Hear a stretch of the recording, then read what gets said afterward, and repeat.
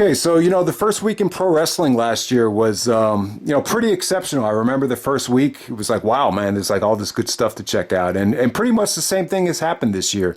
There's a lot of really good stuff on television, and there was pay-per-views, and some of the biggest shows of the year already have taken place. So, want to touch on some NXT, AEW stuff, and at the end of the video, I'll touch on the Royal Rumble. Some of the matches that are pretty much set in stone.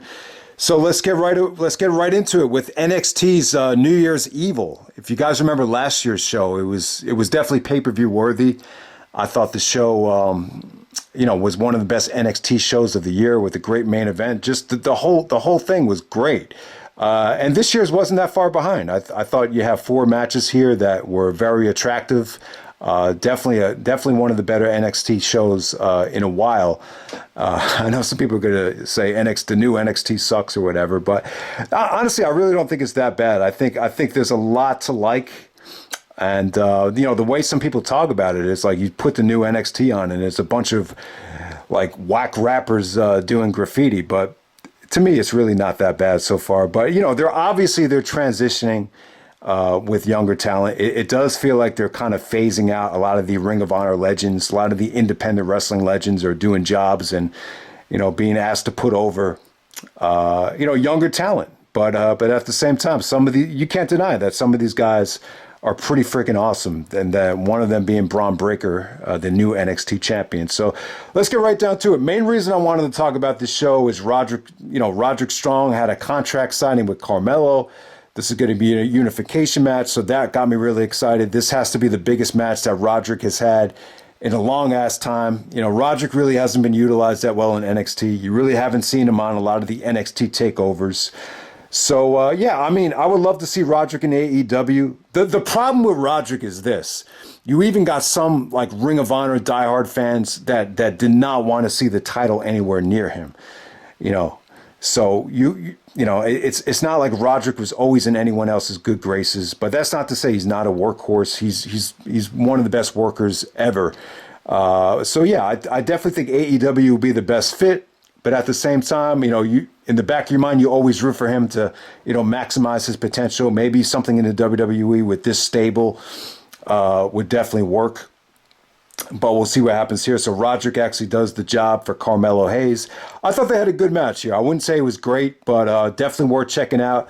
I think Carmelo, he relies on a lot of high-flying stuff, a little bit excessive stuff with jumping off the top rope, but he's cool, though, man. He was good. He had some really nice counters for Roderick's offense. The counter to the superplex was must-see. I mean, it looked awkward, but at the same time, it came off like you never seen anything like it. Basically countered a superplex into a neck breaker. And, the ending, he did like a combination of the Kofi Thunder in Paradise and the Booker T leg scissors off the top rope. It looked breathtaking. Really awesome finish. I think Carmelo still has room for improvement, but yeah, Roderick put him over, and it was a solid way to start off the show. All right, so next up, we got Riddle teaming up with MSK to take on the Imperium trio featuring Walter out there. So yeah, Walter makes a must-see appearance on NXT. You can't ask for anything more. You got to see Riddle and Walter go out of here. The match is more about just putting Riddle over. It definitely felt like a return home for Riddle. Crowd really got behind him. Great action here. A lot of fun stuff. And, Riddle and MSK celebrate after the match is over. But yeah, just breathtaking stuff. Walter was able to get to do his thing. But yeah, this is more high flying, more acrobatic like than, stiff chops and technical wrestling. It was more of a high flying tag than you would expect from a Walter match. But definitely worth checking out. Definitely a lot of fun. And then next up, we got the women's triple threat. We got Mandy Rose taking on Cora, Jade, and Raquel Gonzalez. I thought this was okay. I wouldn't say it was good. I thought it was fine for a television women's match in this era of NXT. It was pretty much above average. Mandy Rose. I got to say this about Mandy Rose. Her transitioning to a dark hair brunette. Good move. I think she looks a lot more attractive. I think she looks like a star. She definitely looks like a combination of Carmen Electra and Trish Stratus. She definitely has that kind of look to her. The New Year's Evil thing with the blue eyes, with the pitch black hair, the promotional shots of the eyes. I thought it worked really well. But the actual match was pretty average, though. She was probably the weak link in the match. I mean, there's a reason why they probably felt the need to move her back to NXT just to get her some more experience. But yeah, I thought the match was good. Cora Jade played a great babyface here. Raquel hit some nice power moves. Ultimately, Mandy wins in kind of a heelish fashion. But the match was, it was definitely okay for a Mandy Rose match. But move on to the main event. We got Tommaso Ciampa taking on the defending the NXT championship against Bron Breakker. So if you guys haven't seen Bron Breakker yet, he had an awesome showing at War Games. He's actually Rick Steiner's son, so Scott Steiner's nephew. And he's great. I mean, at this point, he's still young. It was a hell of a collegiate football player and wrestler. He actually just got cut from the Baltimore Ravens last year. But the guy's a hell of an athlete. He's strong, but he's explosive, though. That was the problem with Scott Steiner at the end of his WWE tenure. For as big as the peaks and the freaks were, he just couldn't really move. But this guy is a total opposite. He can really move. He's definitely a hell of a worker. It just seems like he's getting better every time you see him. Him and Tommaso had a pretty unpredictable match. I think if I had seen this thing without being spoiled or without knowing the results, I would have felt like it was a little bit more unpredictable. Tommaso hit some consecutive, really, really stiff running knees at him. But, Bron was able to finish it off and actually make him tap out with the Steiner recliner. So, Steiner used to use this move in WWE, but I don't remember him making anybody tap out with it. So seeing Tommaso tap to the Steiner recliner was pretty cool. But yeah, man, there were some nasty table bumps. There was just, Breakker is just, I can't emphasize enough. I mean, I think this guy's so good that if you have the winner of the Royal Rumble face Bron Breakker for the NXT Championship, I think he could get away with it. Whether you want to do Riddle versus Breakker, maybe you could do Austin Theory versus Breakker, AJ versus Breakker for the NXT title. You could go either way. So also on this show, there was AJ Styles turns babyface. He splits up with Omos. Thank God. I mean, this had to be probably the weakest run of AJ's career, teaming up with Omos. I hate AJ as a chicken shit heel. I prefer AJ as a babyface. And he's working with this guy named Grayson Waller. So they're having a match tonight on NXT. But yeah, they've been doing a couple segments on Raw and NXT. They've been building up to it quite nicely. The way they've been booking it, it looks like it might lead to a WrestleMania match. But hopefully AJ goes over here, and then he could put over Bron Breakker at WrestleMania. I think that might be the way to go. That might be the best way to book it. Have AJ win the Rumble and then take on Bron Breakker for the NXT Championship at WrestleMania. This way you can still do the. It just looks to me like they might do the Undisputed Championship match with Roman and Brock. But yeah, NXT New Year's Evil, definitely a fun show. Not quite pay-per-view worthy, but I'll tell you, for a television show, in this current state of NXT, it was pretty dope.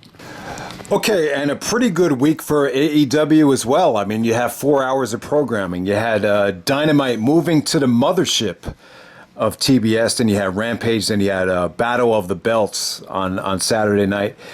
I'll talk about Battle with the Belts last, but let me start with the return to TBS for AEW, or the return of pro wrestling to the Turner broadcast station. So there's a couple reasons why I think this happens. I think the main reason has to do with the NHL.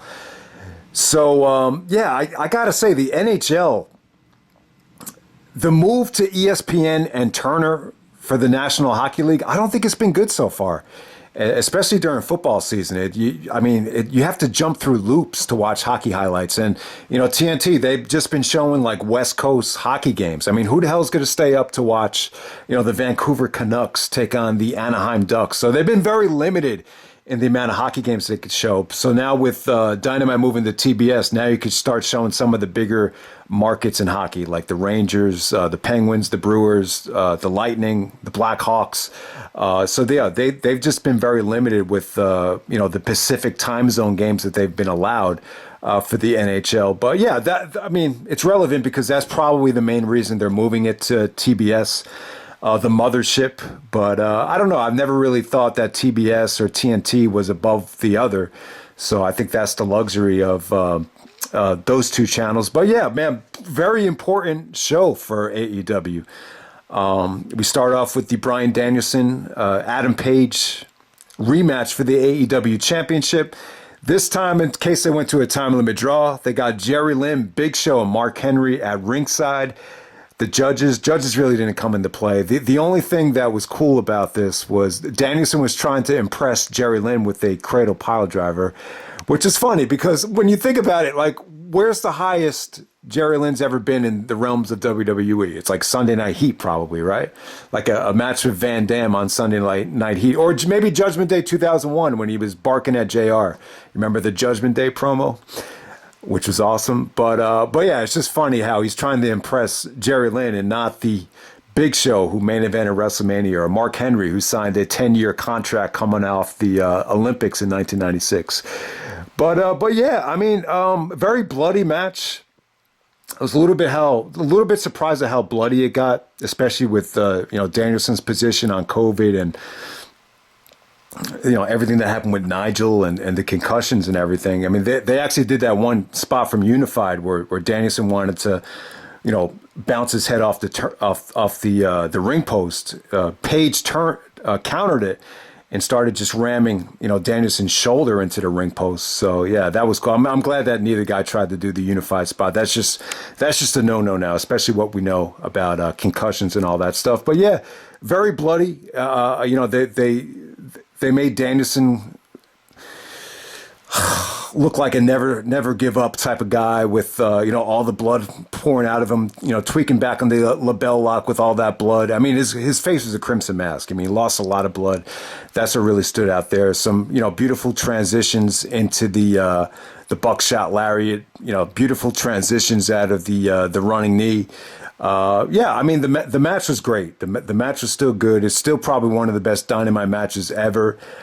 I just don't think it's comparable to the Winter is Coming match. I think the Winter is Coming match is just it's just on another level than this. But this was a good follow up. It was tough to follow that, especially that this was not going to be on a pay-per-view. You had to do a finish here, and Danielson losing clean to Adam Page. It's fine. I mean, it's the first loss Danielson has had.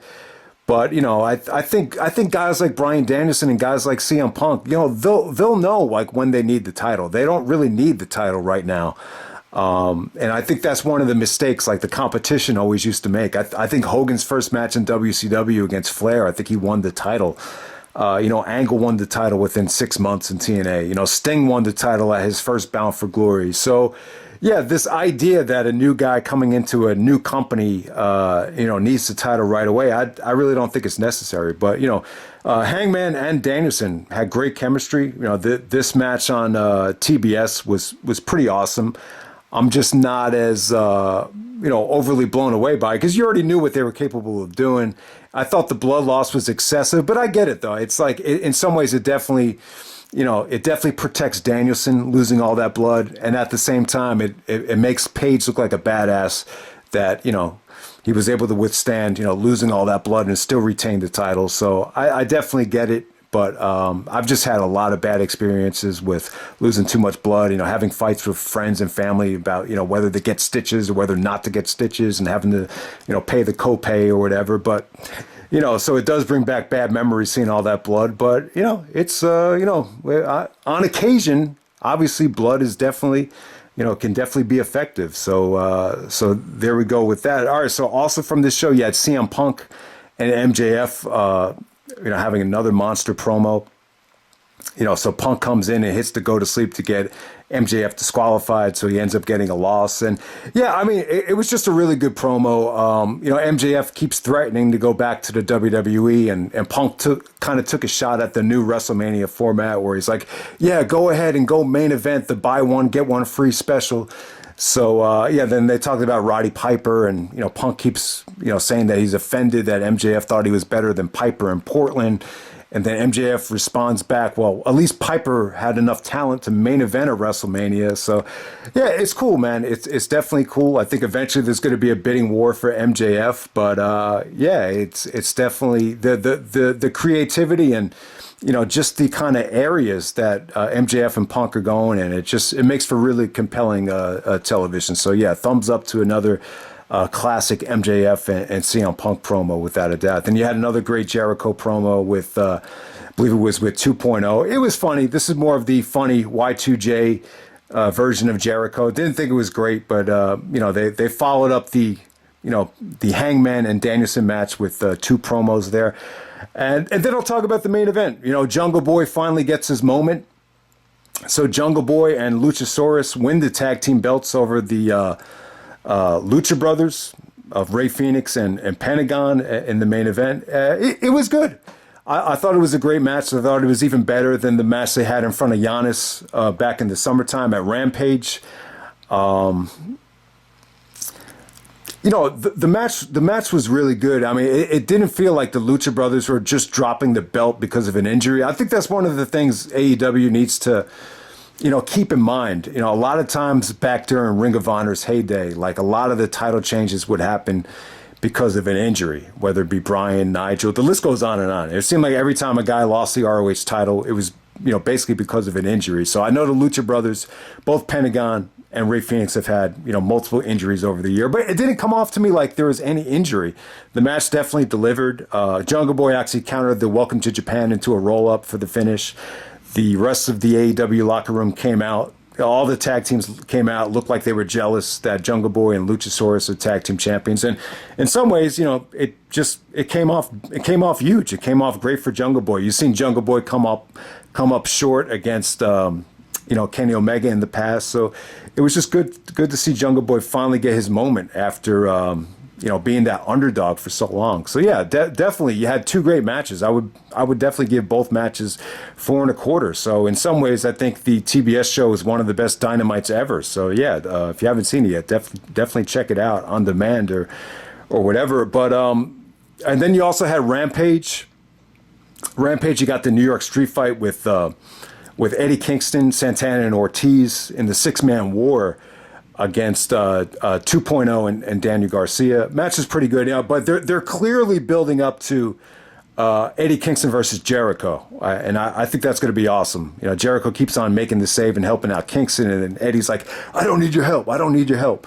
So you have that going on, and I think at Revolution, Eddie Kingston's finally going to get that big win, and it's probably going to come over Jericho. So yeah, I'm definitely looking forward to that. And then we get Battle of the Belts. So Battle of the Belts actually happened on Saturday night at 8 p.m. And honestly, guys, I mean, I think this is kind of like their version of Clash of Champions, but this is just my opinion. I think when you got a show that big, AEW moving to the mothership of TBS, and you have that title match, and it's such a historic Dynamite. It might be a good idea maybe to delay or maybe postpone the Battle of the Belts. And didn't really know what to expect of this show, but it wasn't, that big of a show. There really wasn't obviously there was no championship match with Adam Page. There was no CM Punk. There's no Bryan Danielson, no Kenny Omega.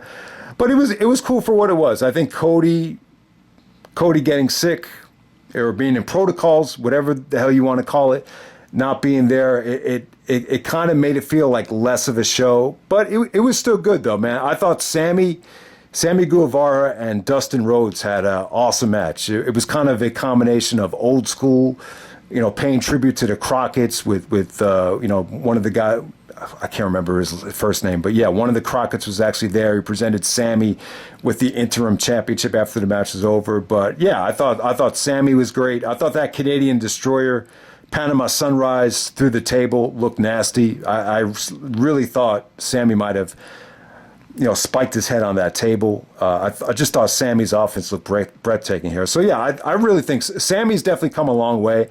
I definitely think you could argue that he should belong in the 4 pillars of AEW. I really think the MJF feud did a lot for him. I think Sammy and MJF they were really the bridge between until you got to MJF versus Jericho. So yeah, I really think Sammy was, I think a lot of people just really got behind him before MJF officially formed the Pinnacle. So I did want to make that point.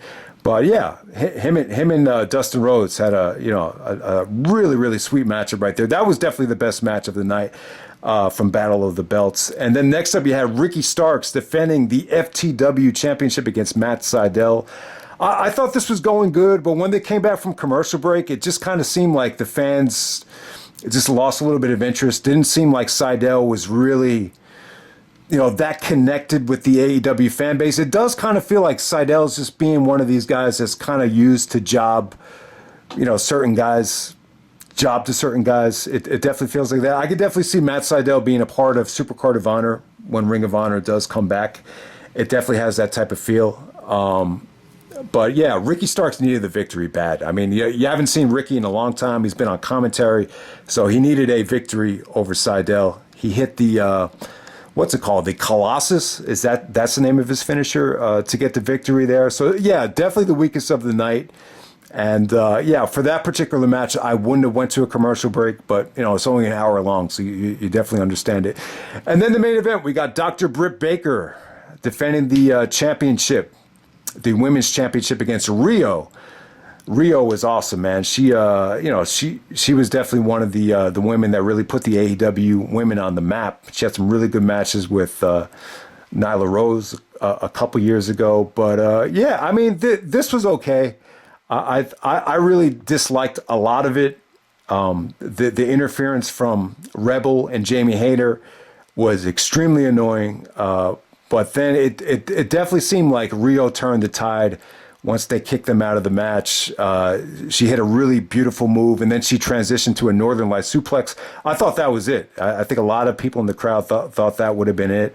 But yeah, Britt wrestled a pretty good match. There was some really nice near falls towards the end, and she made Rio pass out with the mandible claw, abdominal stretch.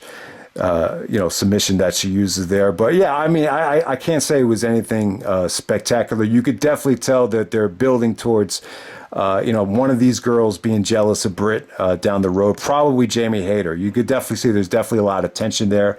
So you definitely got that from the match. But I can't say that this is one of Rio's best matches. I've seen Rio have much better matches in the past. If anything, I think the interference definitely took away from it. I would have loved to have this been just, strictly one-on-one without any shenanigans. But yeah, I mean, the show was okay. I mean, it was just a little bit weird seeing Sammy win the TNT title back, but they announced that it was a interim championship. So now you're going to get an undisputed championship between Sammy and Cody down the road. So Battle of the Belts, I mean, if this is going to be their Clash of Champions, I thought it was okay, but I think for the next one, maybe it could get a little bit better.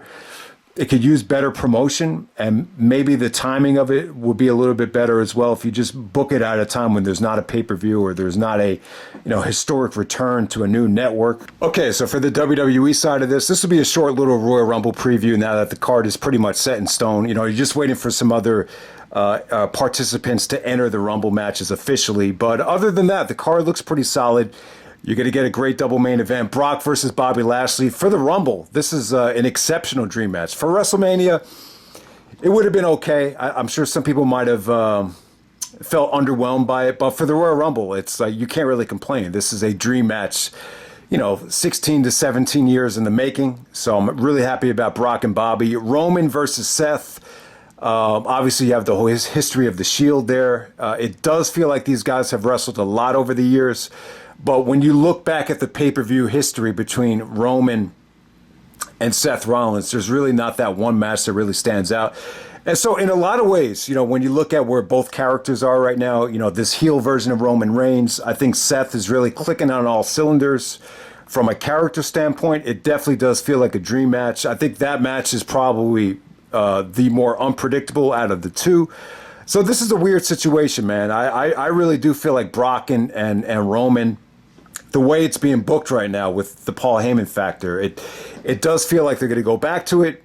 I think there's a chance that either at Fastlane or WrestleMania, this could be an undisputed championship match. They might do that Survivor Series thing at Fastlane where it's just champion versus champion, no title on the line.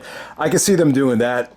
And if you do that, they could build to a separate WrestleMania match. Like Edge could spear Brock. You could do Edge versus Brock on the Raw side. I could see that happening, but what really makes the Undisputed Championship thing interesting is if they're going to do Undisputed Champion, then what happens with the Royal Rumble winner? And it gets you thinking maybe the Royal Rumble winner on the men's side will do the NXT thing. Maybe Riddle challenges Braun Breaker for the NXT Championship. So that might be a possibility. So, yeah, I mean, it's a pretty interesting time. I think there's a lot of different ways you can go with it.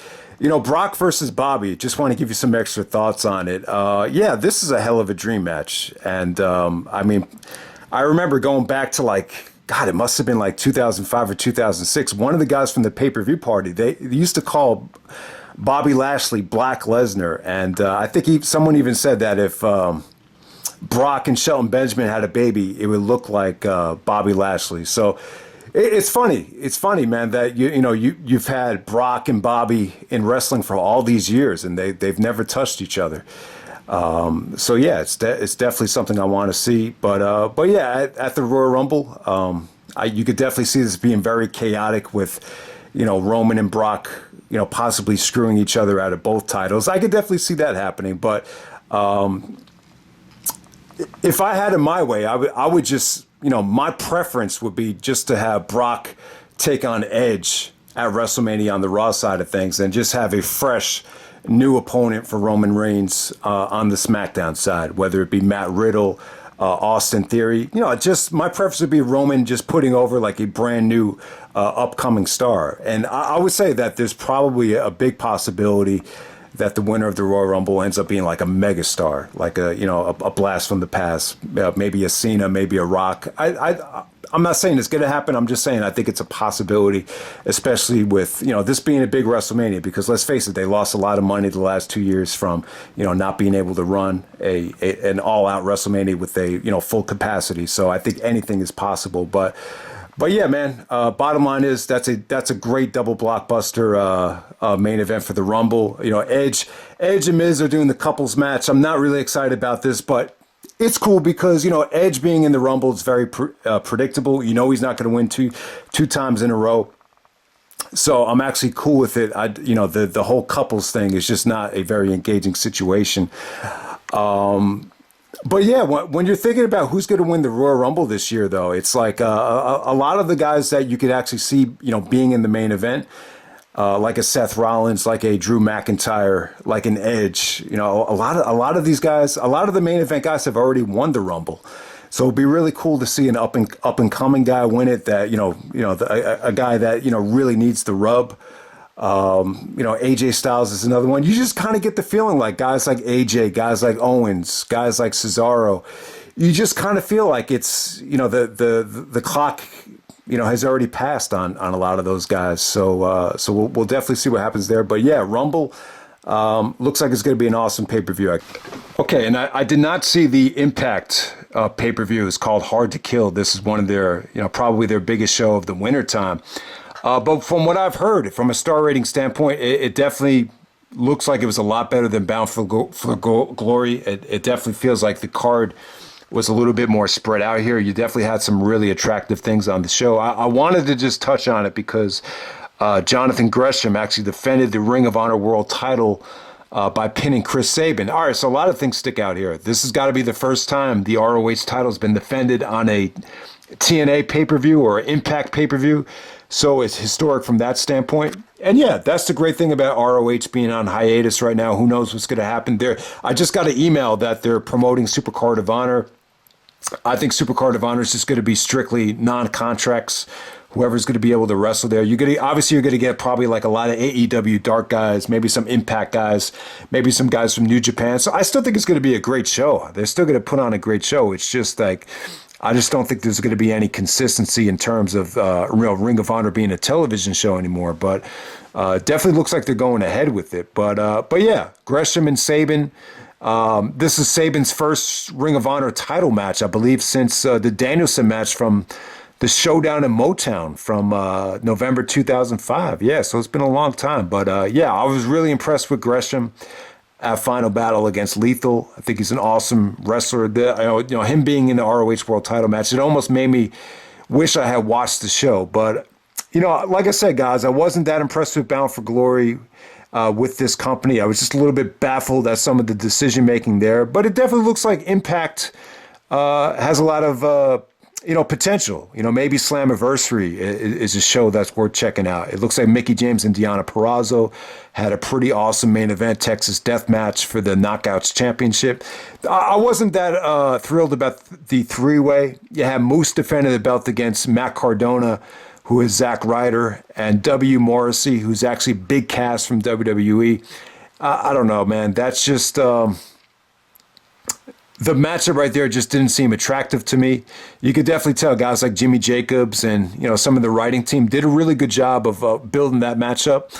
But the match just didn't scream must-see to me. Eddie Edwards was in a 10-man war up against Violent by Design.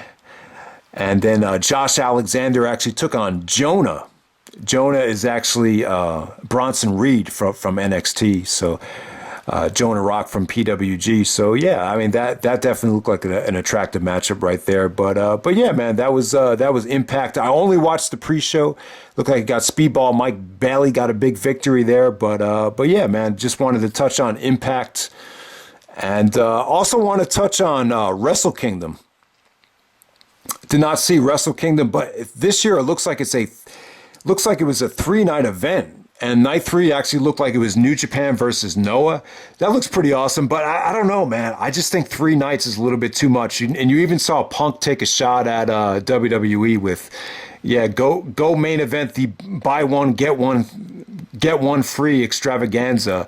But when you think about it, maybe he was kind of taking a shot at New Japan as well. I just think there's more of an art to just putting on just one great show. But so I don't know. We'll see how WrestleMania comes off this year.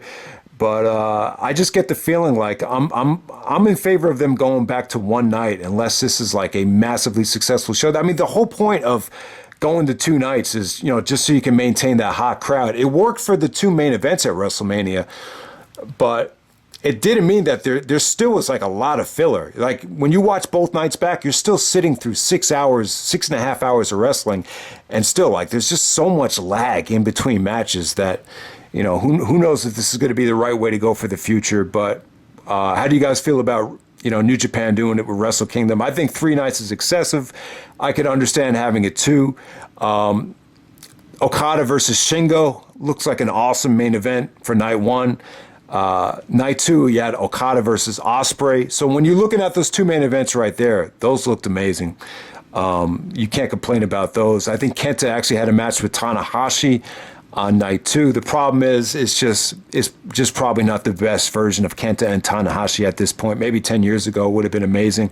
Looks like Zack Sabre Jr. is in a tag match on both nights of the first 2 nights. But for the most part, the undercards look pretty underwhelming. But, having Okada still as champion main eventing against very attractive opponents definitely looked like there was some really good stuff when you got to the double main events of this show. And, the Noah versus New Japan stuff looked really attractive. I'm just not sure if having it thrown into a night 3 would have been the best way to go. But hey, man, if you got to see Wrestle Kingdom 16 from the Tokyo Dome, let me know what you thought of it. And, that's the cool thing. Like, even though I didn't watch the show, it doesn't really matter. Sometimes in the comment section, some guys will post such good comments that it makes you want to go check out the show. So that's my favorite thing from YouTube, is just reading the comments. That's definitely like the most attractive thing from it. So if anybody saw any of these shows from the first week of pro wrestling of 2022, let me know what really stood out. Was it AEW, NXT, some of the stuff with the Royal Rumble or New Japan, or was it Hard to Kill from Impact Wrestling? So pretty much ended with that. And get well wishes to Jenna Jameson. Looked like Jenna Jameson cannot walk anymore. She was a former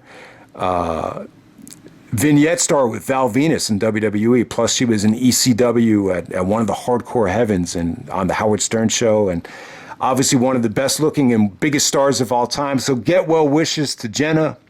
Some of you guys might know her as Tito Ortiz's ex-wife. I can't even remember the name of the disease, but it seems like it's one of those diseases that prevents you from your ability to walk. So yeah, that really sucks for Jenna, because she's still young. I mean, she's only God damn, she's only like 47, I think. So yeah, so that's pretty much it, guys. Hope you enjoyed the video, and I'm out. All right.